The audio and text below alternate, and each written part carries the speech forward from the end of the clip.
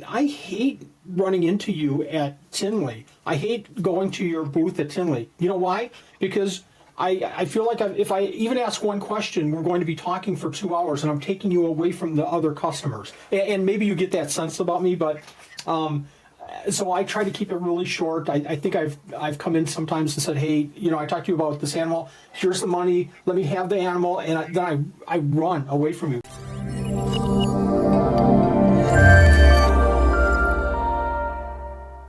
Hey everyone, it's Wally from Supreme Gecko. Thank you for joining us. We have a special guest today. We have Phil Tremper, Tremper's Lizard Farm.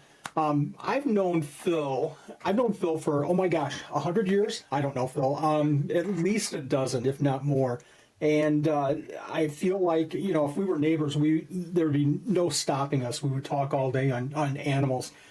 Now, I'm a gecko person, but Phil is a reptile expert. And Phil won't tell you that. He won't say, I'm a reptile expert. But I tell you what, when you see the animals on his table and the conversations that he has, public speaker, NARBC speaker, Phil comes packed with a ton of information. So this is going to be a great show. We're going to kind of talk generally about reptiles. We're going to get to know Phil a little bit. But hopefully we can get some information on different types of animals, especially, selfishly, like I like to keep some rarer geckos. So we'll see how it goes.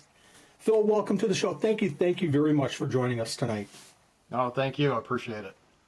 No, our pleasure entirely. So I always like to start a show. Some people like to start a show. Okay, tell us about this reptile or that reptile.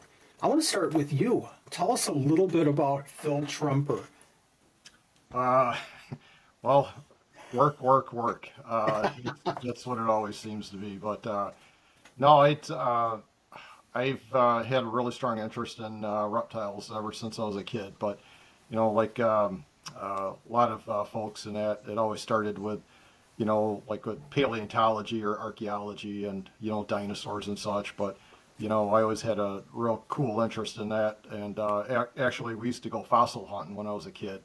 So we, that always sparked a lot of interest. But my brother and I, we were always collecting, different reptiles, amphibians where we lived, and that just kind of spilled over into adulthood. I used to keep like a lot of different fresh and saltwater fish for years, but a lot of different lizards especially, but. I really got started like around 1985, about 1985, and next year now it'll be 40 years that I've been in this reptile hobby, and it's been really interesting. It's been pretty humbling and a privilege as well too, because I've seen this reptile industry and hobby go in all sorts of directions, and from its infancy. Way back in the day, where there was hardly anybody, any really serious gecko breeders or even lizard breeders out there.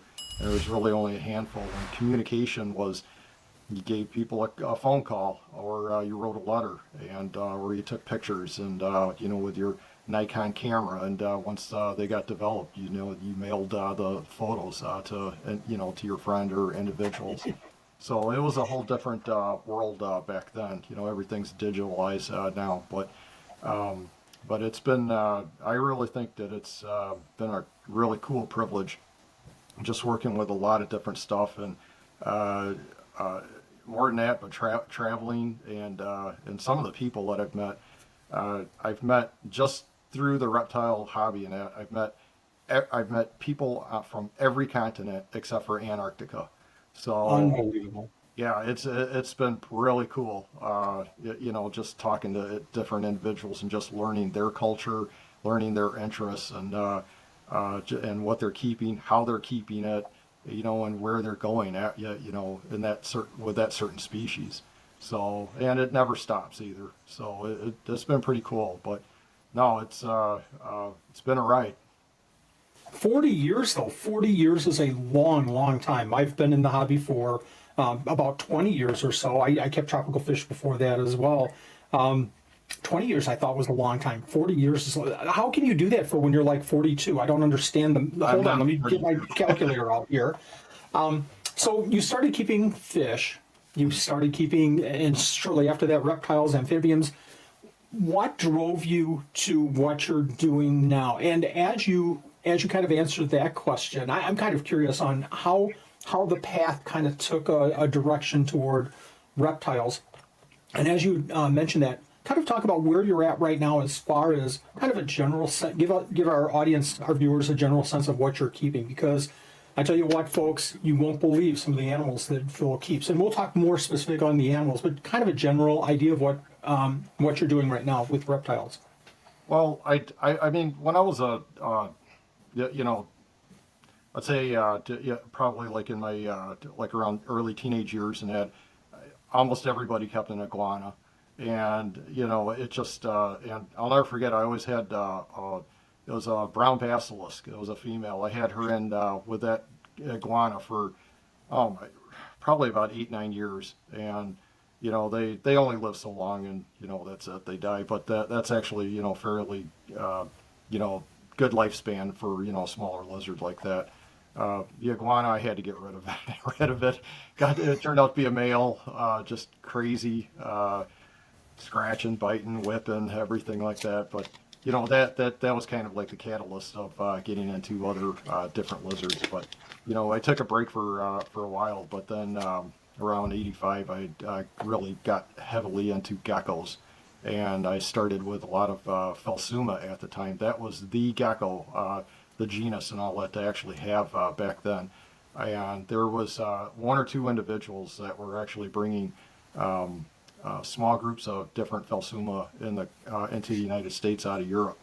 And fortunately, I knew one of the individuals, and I didn't even just start like with one or two species. I just jumped right in and had probably like 10 or 12 of them like right away. And I've got really good fond memories of hatching out like Phelsuma ornata. I mean, they've got every color on them, and they are just so beautiful. And the Gimbuis and Oh, yeah, and probably I like them all. Don't get me wrong, but I really liked the Phelsuma abedis and abedi sumptios and that. They're just really cool. They got such a crazy personality in that. They're very personable too. But once I started diving, a little bit more into uh, the reptile hobby, just getting to know a few more people. It was found out what the Chicago Herpetological Society was, and I've been a member ever since. I think I started in '86 or something like that. And there was a lot of people that were that were in that organization, and some of them are they still are. So it was a good source to actually have to make contact with individuals. But with that, they had in the back of their bulletin like an advertisement section. And, back then it was 3, 4, or 5 pages long, and everybody was, just starting to really take on, that, hey, I'm breeding this, I'm breeding that, and I'm making it available because other than that, again, you only know so much what's going on through a conversation on the telephone and that. So it was a good catalyst. But I just really had just a real strong interest in lizards. I mean, I love reptiles, amphibians in general, and all sorts of life. But that was the direction I was going. And I was always up at living in Illinois, south of Chicago. I was always at the Brookfield Zoo at their reptile house, and just looking at all sorts of different stuff. And whenever we traveled as a family, any type of zoos that were around, we would always visit them, and that kind of sparked a lot of interest. But seeing stuff and actually acquiring it and keeping it, that's a whole different ball game. But one of my probably I've mentioned this before, but one of my probably fondest memories was at the Chicago or at the Brookfield Zoo. And back then when you walked in, there was these tall vertical displays, and there was this one that had alpine blotch blue tongue skink, Taliqua nigrolatia. And I thought, okay, I know what a skink is, I know what a blue tongue skink is, but I've really never seen one in person. And there's the way they had this cage laid out. there was almost like this a gravel type substrate. They had a couple plants in the cage. It was, very spacious. And they had this half chopped up log or something like that in the cage. And I'm looking and looking, and all of a sudden, here comes lumbering right out. It was this absolutely gorgeous Taliqua nigra latia, and it was probably around 14 inches long. It wasn't quite an adult, and it just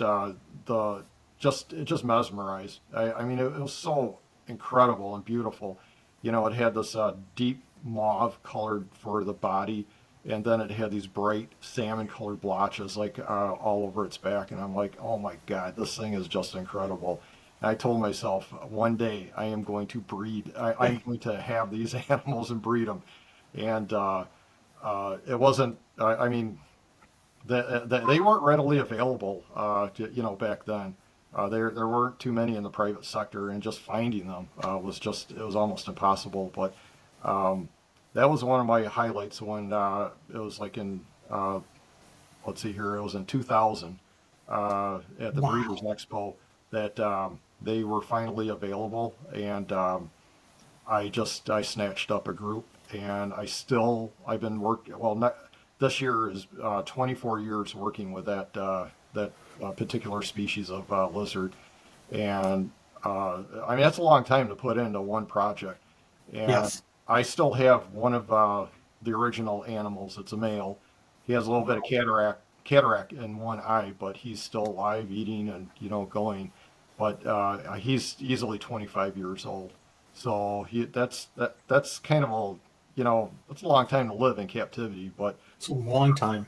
yeah, but it was a it's been a very humbling experience just to work with those, because every year they're live bearers, of course, but every year you learn something, what to do and what not to do with them. And it's just, if anybody ever says, well, that works with a particular species for a couple of years and says, I know it all, they're kind of naive, because you could probably live 200 years, and you're always going to learn something about, that particular project. But with after the Felsumas, I started branching out into other different geckos. And back in the late 80s, and especially the 1990s, and that there was a lot of different species that were popping up that in very small numbers that you don't see today. A lot of them came from the Middle East. A lot of your different frog-eyed geckos, it's Yes. Ferratoscincus, they were readily available, and some other different species, Bonopus. There's one. It was called Crossobamin. Uh, I know that they revised the genus and that, but just really cool geckos. One of my favorites was the dwarf wonder gecko, or the Teratoscincus microlepis, and they were just absolutely incredible. And we bred them. There's myself and a handful of other people. We bred them for a number of years, but it was like around excuse me, around 1999 or 2000.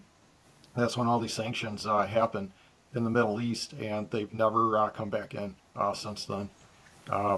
Which is kind of a shame, but um, they're just an incredible gecko.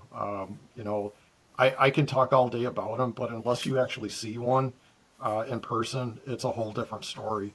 But excuse me a second here. Sure. And that's the hard part. In an interview like this, we could delve way into just one species, and maybe we'll, do that in a future interview. At that point, you were talking about skinks, but you also talked about geckos. In any part of your reptile keeping, did you turn more in one direction or another as far as, okay, I'm going to keep rare geckos now, and then because you've kept out like so many animals, Phil, you really have. Did you ever take a path and then run with that path for a while and then kind of change up a little bit? Oh yeah. Well, with the geckos and that was when I really got started. That was my main interest. I mean, I always had interest in all different types of lizards, but back in the late 80s and 90s, there was um, Madagascar was just opening up in a few other countries, And one of the ways that, for that you had to acquire animals and all that was through a price list. And you probably remember some of them. You don't have them A anymore. little bit. You had Glades Hurt down in Florida, Tom Crutchfield. You had Strictly's. You had Calzoo. There's probably about 5 or 6 other guys, and they always mailed a price list either once a month or once every other month. And as soon as that came, boy, you just Oh, grabbed that and went right over it. It was like just having that fresh piece of chocolate cake all the time, all to yourself. And yeah, I built a pretty good friendship up with Rob McInnes from Glades Herp, and he would always give me a call if before stuff would even hit the price list. He would call me up and just say, "Hey, Phil, I got this, or this coming in. Do you think you'd be interested?" And you know, all my money went to these crazy geckos, but we had again, there was myself and a good other handful of guys and gal. I remember specifically Julie Bergman, being right there too, and got to love her to death. And yes. and we just ate all that up. It was so cool, to be part of that, that little time. But there's a lot of different, really interesting, species that Madagascar, you just never knew what was going to happen. And there's different types of Paraliduras that were popping up, and that were just absolutely incredible. One of them was a large undescribed species that came in for about maybe 2 years, and then it just disappeared. And it was huge. It was probably like 7 inches long, 7.5 inches. It, What? yeah, it was huge. And the babies resembled Paralidura bastardi, but the adults didn't Oh look my anything like that. But they were enormous, and keeping something like that going through, having future generations, it's not easy. And so eventually they kind of faded out, unfortunately. But no, I'll always geckos will always be at the core, at the core of me, and I have a keep right now I would say probably my collection's about 40% all geckos right now, or 40 maybe 50%, and I'm pretty selective like right now because there's only so much time during the day, and I only have so much space. If I had a 3,000 foot square warehouse or something like that that was heated, that would be a different story, and a staff and all that. But I'm just doing this by myself, and my wife, she'll help out once in a while too. But I got to be real selective on what I work with. But I've always had maybe one or two different lizard projects, but that really started changing. I would say like around maybe 95 or the late 90s. I would say. I don't want to say that I had my fill of gecko species. I did not. Because I still love them and I still appreciate them a lot. But there's just a lot of cool lizards out there. But like right now, for different projects and all that, as I mentioned, working with some of the different blue tongues, like the alpine blotch blue tongue, the Tiliqua nigrolatia, and then there's a lowland blotch, which is again Tiliqua nigrolatia too. It's just a different form. Um, Last year we were successful producing babies, and then I've got a small group of the westerns, the Tiliqua ospitalis, which are just absolutely stunning in that. But they're not easy to breed, so a lot of patience right there. Um, Working with different Euromastics right now, and let's see here. There's different a couple. I had a pretty good sized collection of Agurnias, but they take up a lot of space and they eat a lot, especially the Cunninghami complex. So I backed off on some of those after working with them for about 15 years, and now I'm just working with like two different species of Agurnias, but um, like other different lizard projects. There's the Polychrus peruvianus. We just hatched our first baby out. It's actually for the U.S. For God. That was a couple weeks, about 2 weeks ago.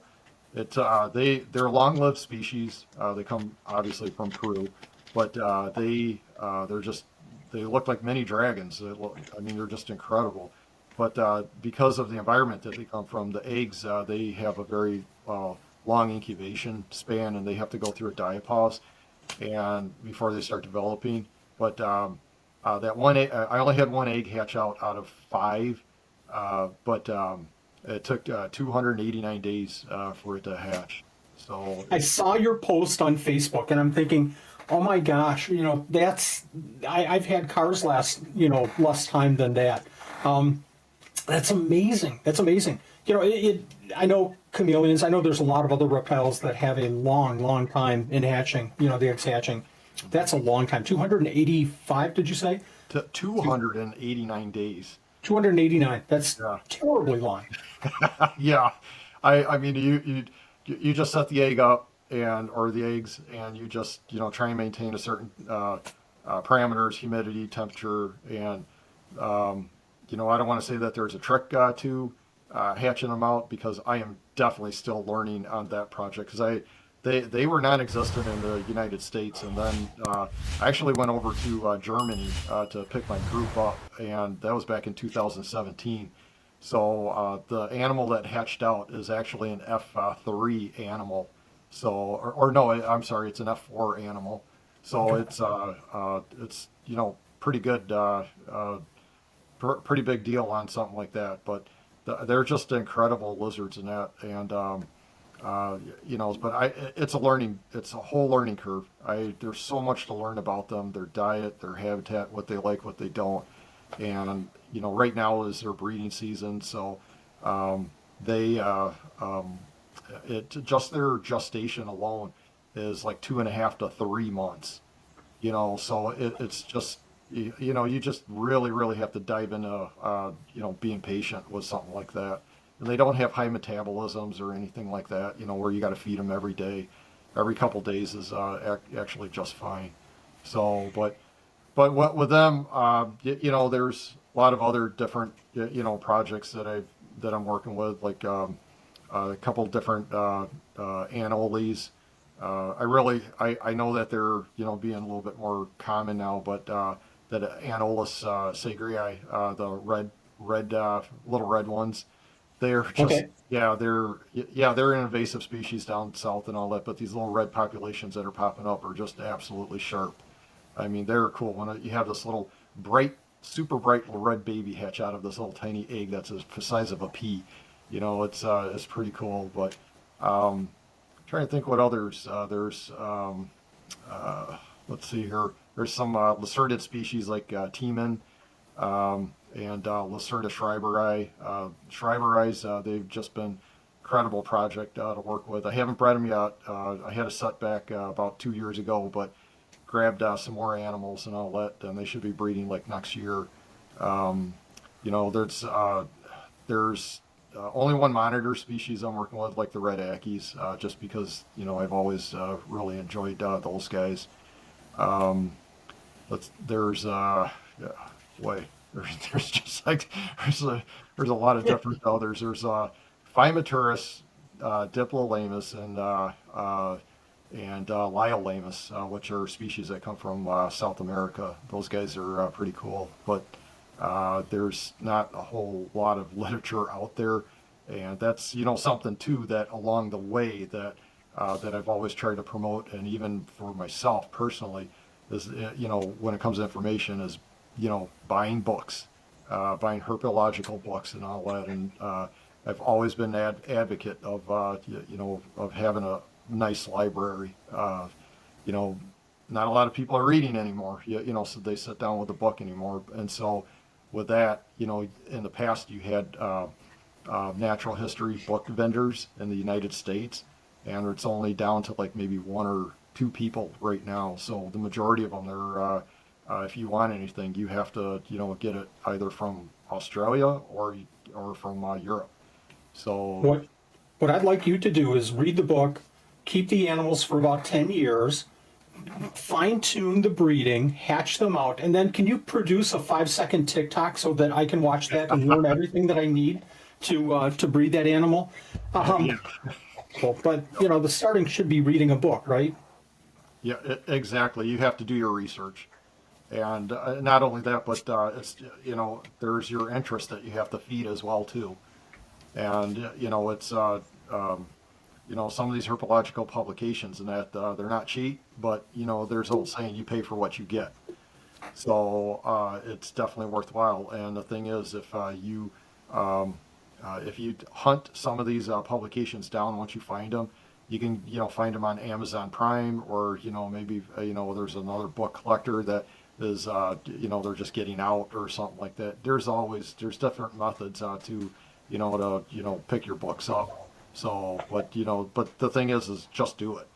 So there's only so much on Google and on the internet, but when you have a decent herpetological publication, that author or authors and all that, they put a lot of research and time into that particular genus or family or something like that, and you're just going to learn so much about that, the habitat, ecology, everything like that. And so it's just invaluable.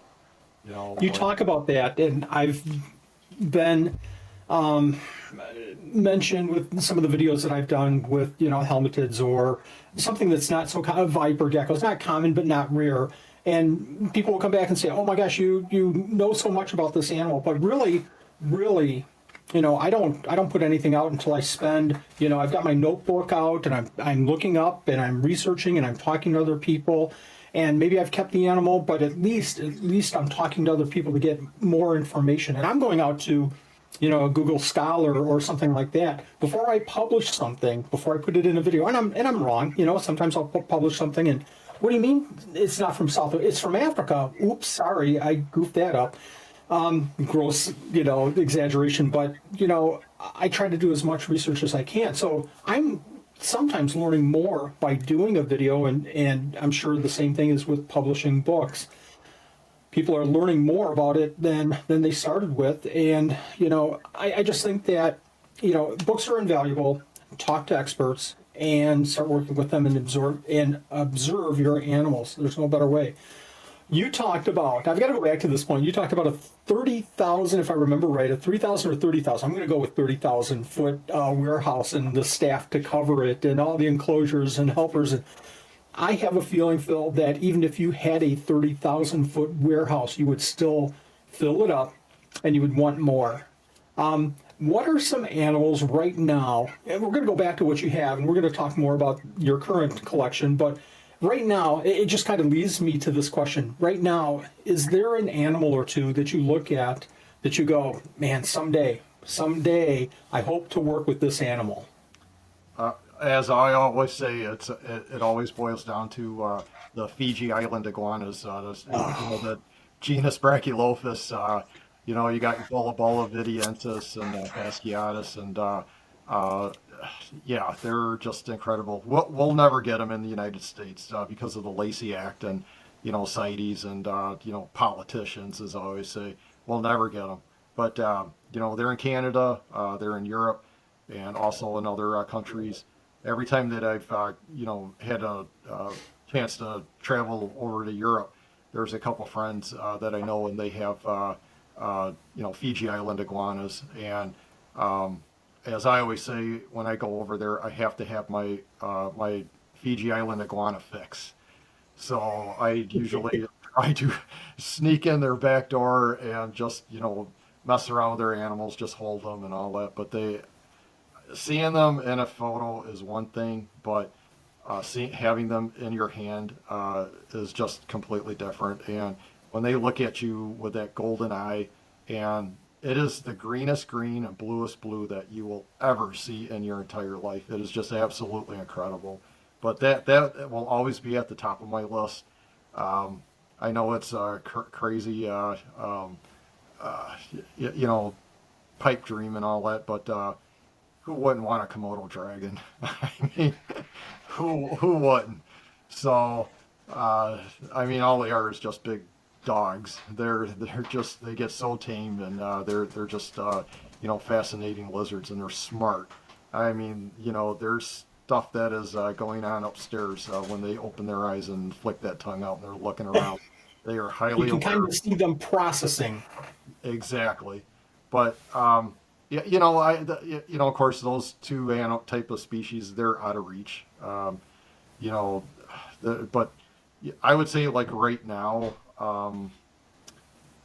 boy, as far as like geckos and all that, there's, you talked about Pachydermatous, and there certainly are a couple more species that are starting to pop up over in Europe, but it's like really, really tiny, um, breeding groups, and it'll be some time before anything like that, becomes available. They're really cool, but I would say, like for geckos and all that, there's um, the ones that I'm working with. I pretty honed my collection. What I really wanted to work with, and one of the genuses that I just really enjoy a lot are the Australian geckos of the genus Salcharius, the giant, Ah, yeah, Australian leaf-tailed geckos. So they're, a lot of people, they've got a really strong interest in Europlatus, Fantasticus, Evanaui, and, Sikori, and they're beautiful geckos. I mean, easy to take care of. You can just, you know, put this beautiful naturalistic vivarium together and put the animals in there. They're not going to destroy it. They'll breed. It's just a great habitat. Salcharius are just right behind that, and they're actually more tougher, more hardier than Europlatus, just because of their morphology, and they're big. I mean, the Salabrosus and the Cornutus, you're talking about a gecko that's going to reach like about 10 inches. There has been some specimens that reach 11 inches. That's a huge gecko, so because most species are only like 4 or 5 inches, 6 inches long or something like that. But I've really enjoyed working with those guys for years, and they'll always be like a mainstay in my collection, just because they're cool. But yeah, like terrestrial geckos, um, I had a privilege years back. I mean, we talked about some species, they became available for a short time, but then they just disappeared. But some of the like the web-footed geckos, I got a decent group of well, I mean, whether you want to call them Pachydermatous or Palmetto gecko, yeah. rangy eyes, they'll always be Palmetto gecko to me. I mean, they just always Oh, will. really? Yeah, they always will. But I had a chance to work with the Banzelis, you know, Mm. some years ago, and they were very hard, very sensitive, very hard to really Uh-huh. keep going. But I really, it would be nice to get those guys going again. But one of the geckos that you're working with now are the Tarantola chazalii, the helmeted geckos. They years back they once in a while they would come in small shipments, and they were just very hardy, very dynamic animals. There's a lot to learn right there, and they were all over the place. And then poof, they just like disappeared. And now what you see, whether here in the United States and over in Europe, it's very very small remnant, populations in captivity and that. And now they're CITES. You can't import them anymore. I think it was about almost a year and a half ago or something like that. They went CITES. So it's just to protect them and all that in Morocco. And but they're just an incredible gecko, and it's keep 'em going, Wally. You- I'm trying.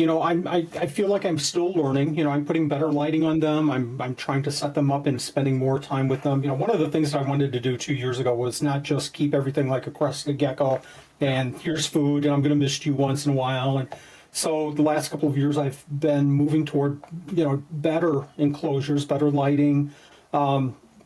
So I'm hoping, I'm trying as hard as I can to give the right care, not just, you know, uh, surviving, hopefully they're thriving. But the helmetids, they're a wonderful gecko. They're a lot of fun, but it brings back the point, just like we talked about with the Pachydermatous, gone. They could be gone. Vipers were that way a number of years ago in yeah, the United States. Viper geckos were like a dime, literally almost a dime a dozen. You could find them anywhere for $5, and then they were gone. mhm, And I picked up my pair. I think I paid like $300 or $400 for a pair, a few years ago, and now they're becoming more common in the hobby, luckily. But it just goes to show you that it can happen just like that. I've got to go back to a question I have. You were talking about the Australian leaf-tails and, the Madagascar are super cool. The Australian leaf-tails. Tell me why. Help me understand. I'll start off with why I never kept them, but help me understand why Australian leaf-tails aren't in the hobby. I'll go back about 15 years ago, talking to a fellow in Chicago. Here's my cure for them, and in the fall I put them in boxes and I put them in our garage where it gets negative 40 degree. No, not that cold. It gets, in the 40s, and I water. I never feed them, but they have to have, 40-degree. I was like, man, that scares the heck out of me. So I never ventured into the Australian leaf-tails. It sounds like it was maybe overblown. Maybe they're hardier now. I don't know, but tell me why they're not more popular in the hobby. I think it's has to do with like information. There's not a source out there really to promote them. There's not a, let's say, a specific website or any type of channel to let people know, hey, these are actually out there. They're not in the United States, or in the United States. They're not in huge numbers. There's a handful of breeders, but and the people that have them, they do well with them, and it all depends on what part of the United States. You're not going to find somebody in Arizona that's keeping them because it's just way too hot and dry down there. But if you the people that do have them, they live in more temperate climates. But it all has to do with basically there's just the people haven't been educated about them. So I think it was like in 2019. I think I think you and Nanette were there. Nathan Hall put that Gecko symposium on, and I gave a talk on Salcharius. But the problem Yes. was that each speaker only had 30 minutes to No. give their presentation, and I had so much information. I mean, I could have gone an hour and a half, and it would have been very informative. You wouldn't have fallen asleep at all. But it was there's just so much to learn and to show about the animals. What they look like. Their scalation, their claws, their tail, their eyes. I mean, just everything. And it just we just have never had that. There's like years and years and years ago when we had the Vivarium magazine, there was 2 articles that were done, one on Phylurus, one on Salcharius, and it was very brief. It really didn't go into a lot of detail, but not a lot was known back then. Now there's more that is known about those animals. So, yeah, that's the reason why I think that because people just don't know about them. They're actually fairly easy to keep as long as there's certain parameters that are met. It's very similar to Europlatus, but they can actually take it, take cooler temperatures, and surprisingly even maybe a little bit drier temperatures as well too. So it's one of those genuses and all that. The few people that have them just keep them going because otherwise they'll disappear as well too out of hobby. And the thing is now with the Australian ban coming into the United States, they're all CITES. There's no way you're getting anything in or out. So what's here is here. And How many species in that genus are there, and how many are fairly? I don't want to say kept. I don't want to say available. How many are fairly well established of the different species here and in Europe? I guess. Do you know? yeah, there's 7 species, and out of the 7 of them, 5 of them are regularly. Well, let me think here. Yeah, 5 of them are somewhat bred. Um, there's 2 of them that one of them, Saltarius exemus, that was just described in like 2013, so there's none in captivity. The other one is, let's see here, it's kind of skipping my mind right here. But um, here I am. I'm supposed to be an expert on all the Yeah. Saltarius. It's been a long day at work, I can tell you that. Uh, But yeah, there's another species that it's Maritzi. That's it. Sorry about that. But, I don't care if you put this on or not. We're all people. So, We're but all no, people. Ritzies, they only came in the U.S. One time, and there's myself and one other really good friend of mine, Dr. Tim Title. He grabbed the other ones. We bred them 1 year.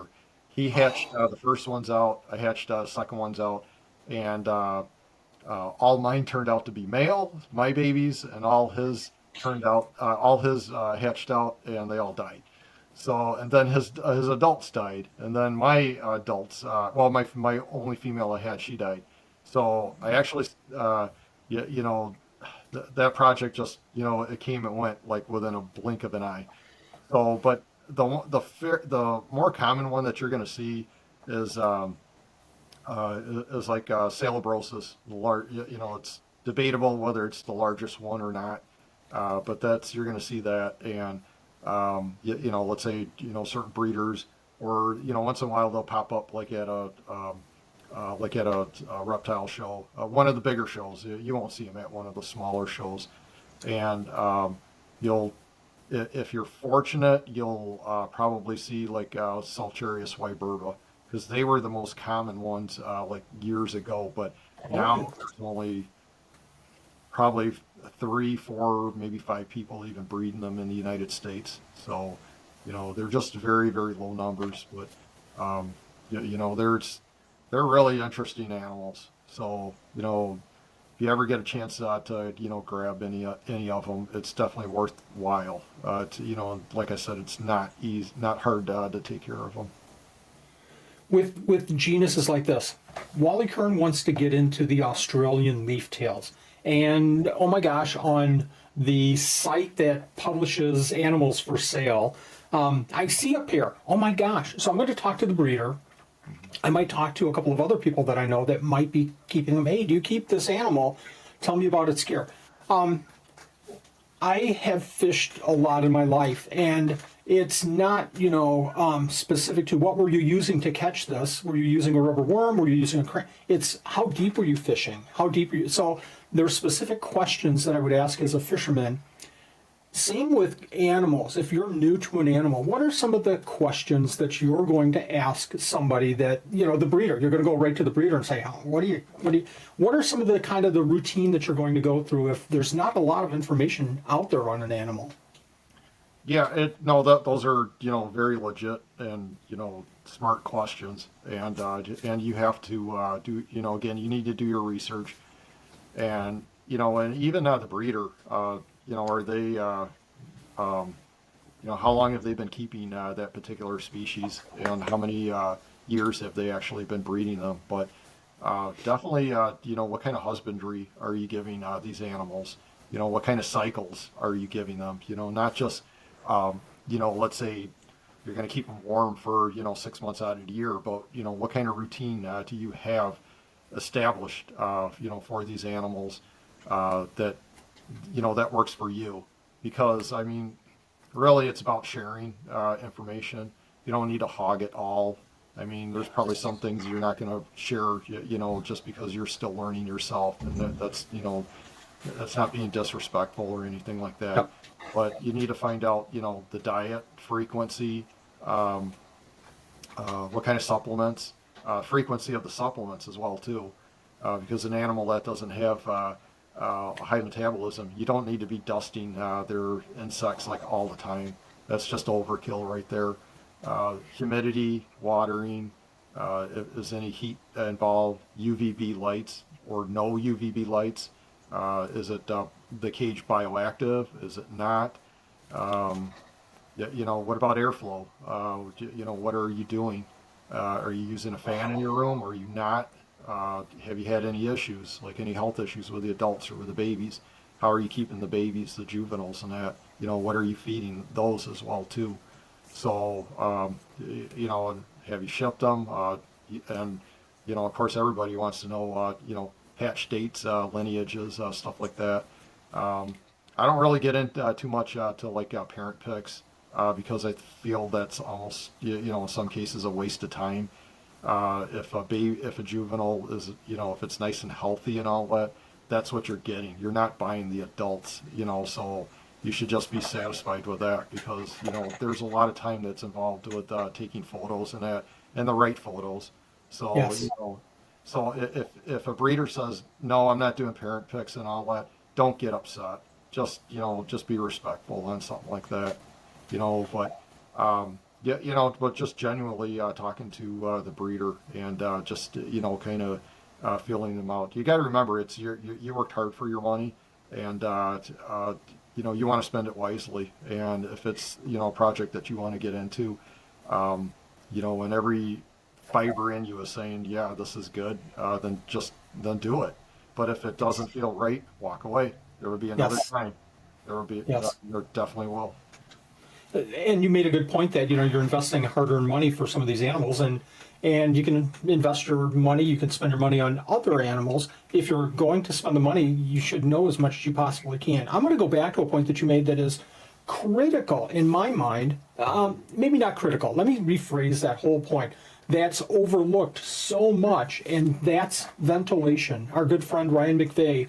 We were talking about, I don't even know what animals, it might have been electric blues or something, and we were talking about, UVB or UV lighting, and we're talking about diet and this and that, and he said, okay, if you go on to the site, you'll realize that in the springtime there's really heavy, maybe it wasn't electric blues, I can't remember, but he said you'll realize that there's heavy winds coming off the ocean, and during the spring, and then the rest of the year, it's kind of mild. So perhaps in the springtime, it's those winds, as well as maybe rainfall, as well as, a warmer temperature, but maybe the winds have something to do with this whole thing. So little things like that, if you've tried everything else, keep researching, keep investing your time into talking to other keepers about the animals.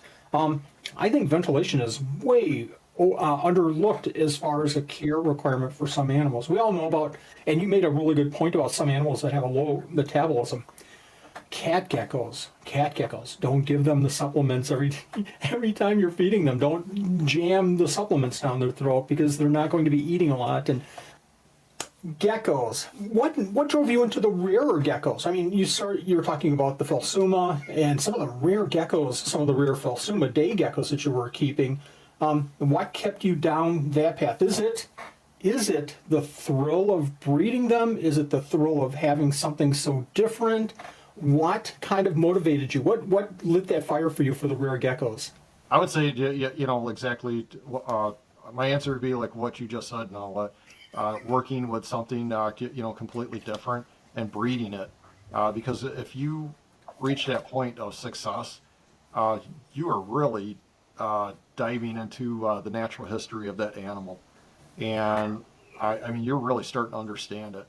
Now, breeding it, whether it's live birth or or if it's an egg layer, that's an achievement right there. Then the next step is hatching it out, or, successfully raising those babies to adults, and then starting another generation. So it's all about certain projects, continuity with it, and to really keep them going. And there's a couple projects that I've got that you stick with it. It's just something that whether it's a gecko or lizard project or whatever it may be. If it's you got a really strong, deep interest in it, stick with it. I mean, I don't really believe in following the crowds. Just do what you have a passion for. But in some of the rare geckos and all that, like over the years, that's always been, that's what it's been for me. I just really, really appreciate them, the uniqueness, of some of these species, and just really learning about them. But in the end, I want to see success as well too, and it's not for monetary reasons, nothing like that. It's just that I really, really like them a lot. So it's I wish I could work with them all, but it's it's almost impossible. You just need that 30,000 foot warehouse and go on Fiverr and just hire some helpers to help you with that. That's all that you really need. Yeah. This is kind of a tricky question, but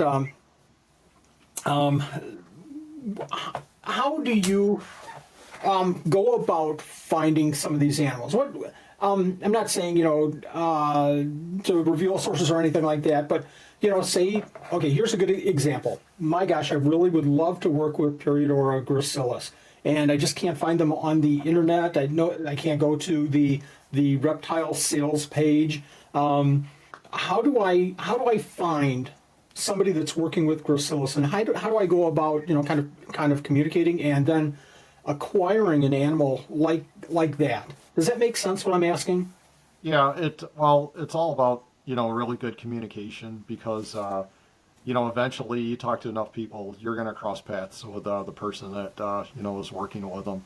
And whether they're the only breeder or there's like two or three or four, of those breeders, the, a lot of, some of your rare stuff and all that's gonna come from a different country. I don't want to say that the United States is the end of the line, so to say, for acquisition and all that, but it some of your serious breeders and all that, that's what they've done. They've gone outside the outside of this country and into others to get good communication going, friendships, and trust, and trying to get those animals over here in one piece, because there's been plenty of projects and all that have been shipped from one country to another, and whether it's the airline's fault or something has gone south along the way, and get a box of DOAs, and which is unfortunate, but that it does happen. Not all the time, but it does happen, and that's what you have to do. It's just establishing really good friendships, and just going from there. So I find somebody that's keeping them in Europe, and we talk and care and requirements and everything. 6 months later, hey Wally, I happen to have a group of 4 juveniles. It's up to you if you want to try keeping them. Oh my gosh, this is so cool that I get this opportunity, but oh, I don't know if I should import them. How bad? Let me phrase that. Should I be concerned about importing animals from Europe? How hard is it? How cost prohibitive is it? What's the likelihood that they're going to come in and not do so well? Should I be concerned about importing animals? Oh yeah, it's yeah, at the end of the day, it's a crapshoot. You have no idea. There's so many variables that are just stacked against, basically stacked against the end of the line, or you, and you just have to roll the dice sometimes. The individual, how they pack the animals, how they're handled. Um, you know, I would say that like on the shipping end, like let's just say it's over in Europe. They do a pretty good job. They have certain requirements that they have to meet. Certain size containers and all that, but they usually do pretty good. Um, the majority of stuff, that makes it over here, there's a few really good, reliable sources that really do, in my opinion, an excellent job. And it's a lot of stress for them, and kudos to to those individuals, because this is, I guarantee you, even from past, from experience, and that every shipment you gain a couple gray hairs, because it's that stressful. You really do. And um, I would say the biggest factor, as far as like shipping, is weather, and you do not ship during the winter at all. Just don't. Summer? It's not, yeah, it's not worth it. So you have the spring and you have the fall. Summertime can be just as bad as the winter. So you have to have those two neutral, times of the year, which is, a little bit better. You have to plan accordingly. And, but cost wise, um, if you had to do it yourself after acquiring, permits and stuff like that, um, you're probably, at the end of the day, you're probably looking at probably around $1,500, yeah, just to get a box from Europe, but Oh, you just have to, it could be cheaper, it could be more, it just all depends. But you're not going to do it for four animals. Let's say, that you would have to have to really make it worthwhile. You really need to uh, dive into like numbers, like about, like 70, 80 animals, if not a little over 100 to, bring your cost Wow. down. So that's why, for just one individual that says, hey, I found this, spectacular crested gecko in Korea. I need it over here for for my collection. I just want that one animal. It's not worth it. And it's just not you. I mean, unless you have a money tree in your backyard, and the cost is, not an issue, then fine. But otherwise, just, the fewer numbers, it's more of a challenge as opposed to, larger numbers. But Or it's that, or it's that one of a kind. Oh my gosh, this yeah, crested gecko is so one of a kind. I have to have it. yeah, Yeah, I can see that. To order something like a special lily white or, crested gecko or a cappuccino, it just doesn't, for one animal, one or two animals, I can't see it paying off. And the stress, I don't think is worth it. yeah, yeah. It's and like I said, there's a huge stress factor with it because there's a lot of preparation that goes into international shipments.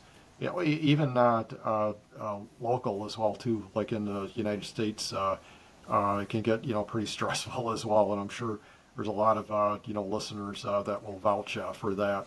So but in the end, if it, once the cards line up, it's you have a nice shipment that comes in. It's definitely worthwhile because you acquired that Paroidera gracilis or something like that. So it's now you got something to really look forward to and sink your teeth in and really enjoy and learn. Is the best route to is the best route to just talk to an importer? Joe over in Europe has Periodora gracilis. I don't know what the next step is, Joe, to get this transaction done. Then do we just meet together with an importer and kind of talk through those details? Is that maybe the best next step? Yeah, if you're not doing it yourself, it's best to talk to importer exporter, and a lot of times if they're bringing in a shipment, let's say from Europe, those animals can piggyback on that shipment. It brings their costs down, and yeah, they will charge you usually per animal for their services and all that, which is appropriate. So if they quote and if they quote you a certain price and all that, don't get offended. You're the one that came to them. They didn't come to you. So if they quote you a certain price and all that, just accept it. So it's part of the whole process. And and if again, good communication, if that's met, um, the results that can be pretty good. And I think that the world is kind of opening up, but it's such a slow process, where maybe we weren't doing this. It was being done differently, 20 years ago, at least in the reptile community and certainly in the tropical fish community. It's kind of opening up a little bit, but it's slow because I think a lot of people are still, I'm apprehensive about bringing animals in. It's like you said, it's very stressful and there's additional costs. But I tell you, for that once in a lifetime animal, maybe want to take that leap of faith and give it a shot. Yeah, you'll never know if you don't try. There you go. There you go. Speaking of moving forward, where do you see the hobby in the next couple, 3, 5 years, 10 years? Do you see anything drastically changing in the hobby? I know we were going through some lighting issues, the last 3 or 4 months, but in the next 3 or 5 years, do you see anything drastically, impacting the hobby? Well, I can see this like right now. There's a saturation, of different species. I'm not going to get into what they are, but there's too many of them out there, of certain species, and we don't need No. that many of one particular animal out there. It's not good for the animals. It's not good for if you want to look at it from a market point, it's not good for that. It's you know when people have, let's say, 100 of or even 50 of one particular species and all that, how much enjoyment are you getting out of that, especially if you keep reproducing them? And then the thing is, a question you got to ask, do you need to reproduce them? If you already have 50, why do you need to produce more? So there's a lot of self questions that a person needs to ask. And I've been in this long enough. I've seen this cycle a couple times, and I really feel like right now, and I'm not being no guru or anything like that, but I think you're going to start seeing like in the next, like this year and next year, there's going to be a drop in certain, species, and they're at least their numbers. And there's going to be people that will dump their collections next to nothing, or who knows what they'll do with them. I mean, I have no idea, but I see that I kind of feel that there's going to be certain people backing off, and that's going to be a good thing. It's going to be what I've always called, and it happened a little bit during COVID, like a reset button. So we really need that, and I you can just almost see that that somebody's just getting ready to hit that button. So it's not a bad thing. It's a good thing It's because not. yeah, it hones the hobby even more. But your caging, I mean, is just going off the charts. I love the stuff that is coming out there. It's just it's so cool to see some of these individuals that express their visions with their cages. I mean, they're just doing like a phenomenal job with them, and I think that's really going to be more more detailed. But yeah, that issue that you brought out, that lighting, we're at a period where there's a big change, and I'm experiencing that myself too. For years, I've always used a Philips a T8 fluorescent light with with a conjunction of a Zoom Ed 10.0 UVB bulb and one ballast. That ballast you could buy it at one of the box stores for like 17, $20 and all that. Now you can't buy the ballast. The lights are everybody's switching over to LED. I don't really think LED is like the way to go for for certain reptiles, because I've actually seen especially certain diurnal lizards and that I've personally kept. I put that LED light on them, and they either freak out, or they get stressed out, and they close their eyes. They do not. It's just too intense. And that's not, putting the light right on top of the cage or anything like that. It's keeping it at an appropriate distance and all that, but they just don't like it. So I know that there's a few, some of your bigger companies out there. They're doing their research right now, trying to come up with, solutions. And I wish them the best, because if we don't have lighting, we're not going to be keeping animals too long. And this is just not for reptiles and all. It's for tropical fish and birds and and other species that are out there too. One of the things that I would really love to see is more or different insects available for feeders. Probably the biggest one is, two of them that I think are your black crickets, and also locusts. Like over in Europe, they have so much more available than we do here. But we have a thing called the Department of Agriculture, and they do not like, grasshopper going across state lines. So you got to be really careful, like what you do in that regard. So you don't want to get caught, transporting certain insects over, certain state lines. But it sure would be nice to have, start little colonies or something like that up. But then you got to look at the time. You're now becoming not only a lizard breeder or a reptile breeder, but you're becoming an insect breeder as well too, and that's a whole different level right there. It, it really is. I'll go back to my fish days. I would say that, anywhere from 40 to 60% of my time keeping fish was tending to the foods, raising brine shrimp, just raising small fish to feed bigger fish, things like that. Now that we're doing reptiles, I would say 25% of my time is working with the foods, getting in, mealworms and crickets, and cleaning mealworms and feeding and setting up new just the whole cycle. So I think as you grow as a keeper, that's inherited into the whole job description, I guess. But boy, wouldn't it be nice to have a bigger feeder insect available, a healthier, something that we get in crickets and okay, they came in 10 minutes ago and they're dead. Yeah. Some people do well with crickets, some people don't. We feed a lot of mealworms, but crickets are hard. And if we had a substitute for crickets, that would be huge, huge. But I can understand, Department of Agriculture keeping isopods and talking to the people, especially, about not so much isopods, but ants and other invasive species. I can understand their concerns, but yeah, to have something that would be more manageable and easier and would live longer would be a huge plus to us reptile keepers.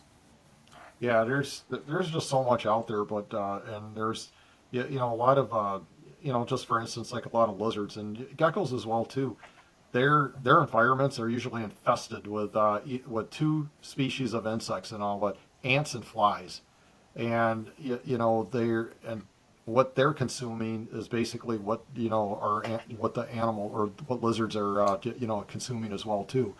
It's just a huge cycle, but to understand all that and then to try and incorporate that into our collections and all that, that's a challenge. It's on a different level right there.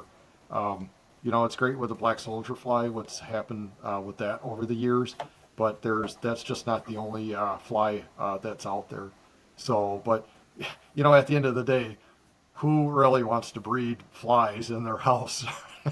uh, or have like these major colonies or something. If it got out of hand, it really could get out of hand. So you have to put everything into perspective. I can't imagine making a mistake with black soldier fly or locust or something like that. Today I was feeding some animals and I had probably a dozen crickets in my cup and moving things around and hit the cup and right on the floor. I was like, well, not much I can do now, and tried to grab a couple that were running around. But can you imagine having a hole in your black soldier fly tent or something? The economics certainly seems like it would pay off. But I've gone on YouTube and watched some of these black soldier fly. Dirty Jobs had somebody raising, if it wasn't black soldier fly, it was flies, and it seemed like Mike Rowe was insinuating that it was like the smelliest, worst thing of all the dirty jobs that he could imagine walking into this fly tent kind of enclosure. Can't imagine. Yeah, Can't imagine at all. yeah, just terrible. But there are several different types of roaches that are out there, and all of them have their place. And the only issue that I really see with them, because I do use roaches as well too. Some of them I won't some lizards that are or geckos that I've got, I won't even feed them crickets at all. They'll just be exclusive roaches because there's so much more to them. But um, when you're working with like very, very tiny geckos, let's just say a baby palmetto gecko, rangii, they're only like an inch long, or even baby anole, or even like some other type of smaller gecko, viper gecko and all that. You're not going to feed them a newborn roach or anything like that. So you're kind of limited. you know. So, what do you feed your baby geckos? Yeah, I think we're diverting off of topic here, but let's cover this just real quick. And I know I've kept you for a long time. We're going to wrap this up, but I'm really curious now. Maybe we'll have you on to talk like a series of 6 or 8 in a row of live streams and recordings talking about all the different geckos and everything. But from a feeder standpoint, what do you feed your very small geckos? We use a lot of micro mealworms and fruit flies. Yeah, small. It all depends on what the species is because some of them don't like really fast movement. You got to be really careful, and more than anything that I found is the quantity. Yeah. If you have a small gecko and all that, they get stressed out very, very easily. Once they're stressed, that's it. They're not going to eat. They're just not going to do anything. So you have to be a little bit, in tune to what, whatever you're working with. But let's just say, like baby web-footed geckos and that, actually keep them singly, and I'll put in, I start those guys out on like pinhead crickets, but I'll only put like maybe two or three of them. Now they're housed individually, like in a shoebox type rack system, Yep. which works out really good. I'm not saying that you have to keep every gecko in a shoebox system because I don't believe that, and I certainly don't practice that. But for a baby webfoot, they have to have you know pretty good size environment for something that's only like an inch long. But as far as their food items and all that, you can't put too many in their cage and all that. So like maybe two, three little pinhead crickets and all that. Let them hunt the crickets. Don't let the crickets hunt the gecko. So you have to be really careful on something like that. So that's what I would start something like that on. But other than that, you could use like wingless fruit flies. But again, they have that little darting motion, and you have to understand the species that you're working with. If it's like let's just say a Legodactylus or mourning geckos or anything like that, that's what they experience like in the wild. So they're going to go for something like that.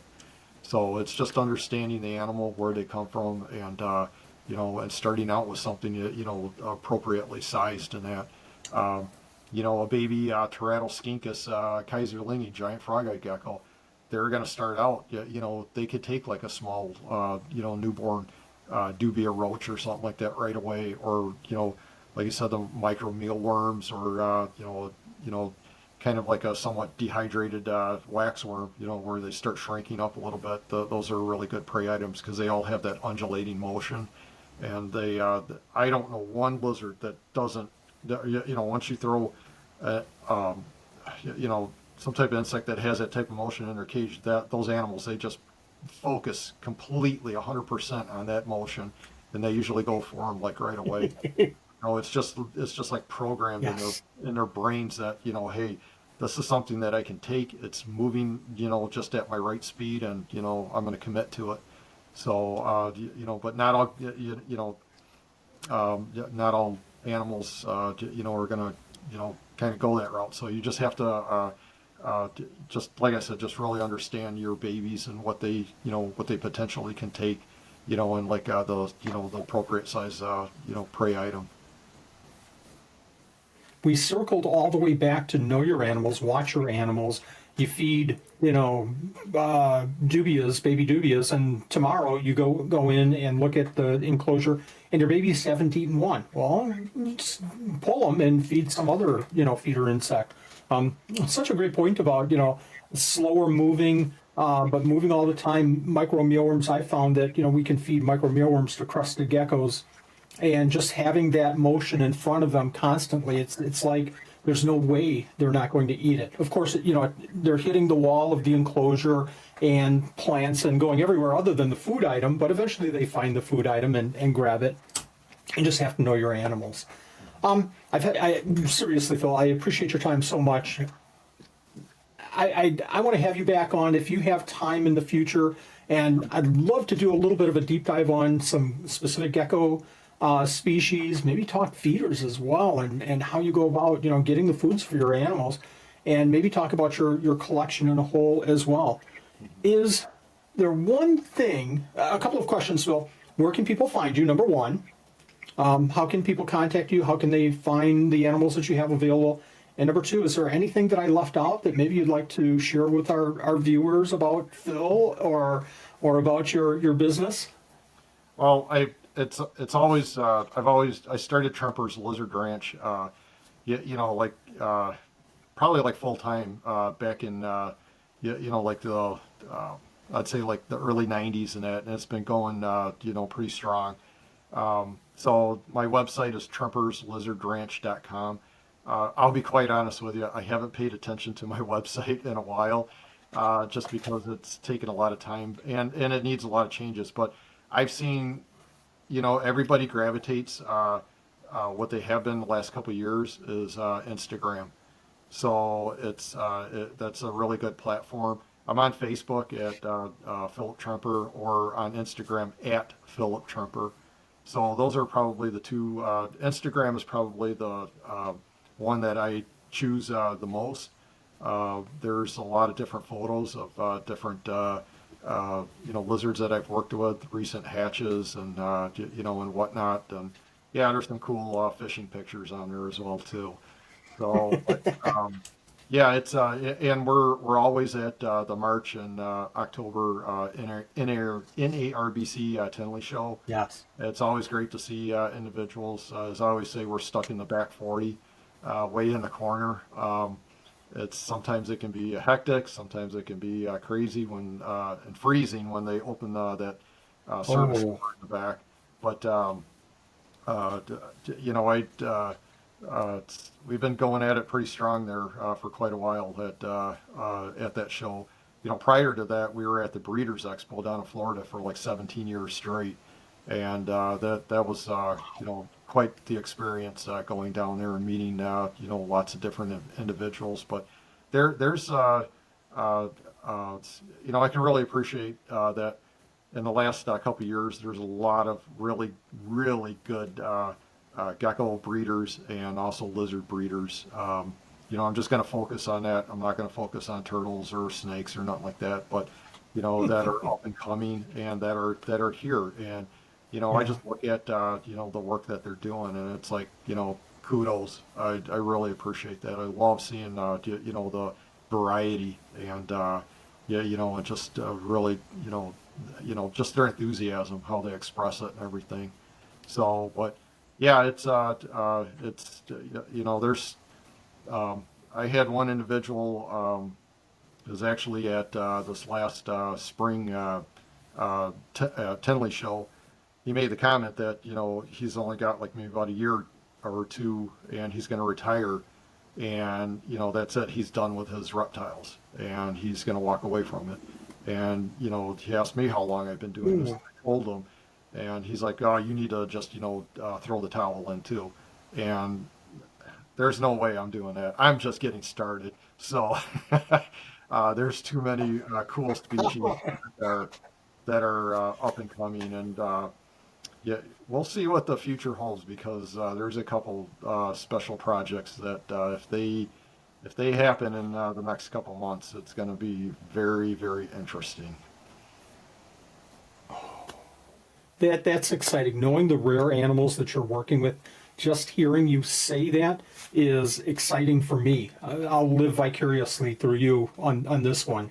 I want to mention all the links I'm going to throw into the description, so folks check out the description in this video for any links to Phil. I hate running into you at Tinley. I hate going to your booth at Tinley. You know why? Because I feel like if I even ask one question, we're going to be talking for 2 hours, and I'm taking you away from the other customers. And maybe you get that sense about me, but so I try to keep it really short. I think I've come in sometimes and said, hey, I talked to you about this animal. Here's the money. Let me have the animal, and then I run away from you because you are so busy, and you do talk and you do share and you do give of yourself, and much appreciation for that, Phil. You're a wealth of knowledge, and you share openly with anybody that's willing to listen to you. So thank you very much. No, I appreciate it. No, I love seeing you and your wife, and I really like seeing everybody else in that. I just we all came from the same mold, and we all have this passion, and just sharing that with others. We get each other, so we feel comfortable, and it's can't buy that. You just share it, and just like you said, just sharing that information and knowledge, and one on one. It's pretty cool, and I learn a lot myself too. So it's just not one way. So no, I'd say I appreciate it a lot. Hashtag Go Reptiles. Phil, thank you very much for coming on the show. Again, links in the description. Thank you very much. We're going to have you on if you have time, because we're going to be missing the symposium, Gecko Symposium, because we're not going to have one. So we've got to make up for it some way. So let's get you on Supreme Gecko again, and we're going to talk in depth about maybe Australian leaftails or something like that. Yeah, I can easily send a bunch of photos over, and yeah, you would love it. You would definitely love it. Maybe I'll take the leap. Maybe I will. They are cool animals. Thanks again, Phil. Appreciate Okay. you being on the All right. show. Take care. Thank you. Thanks. Bye-bye.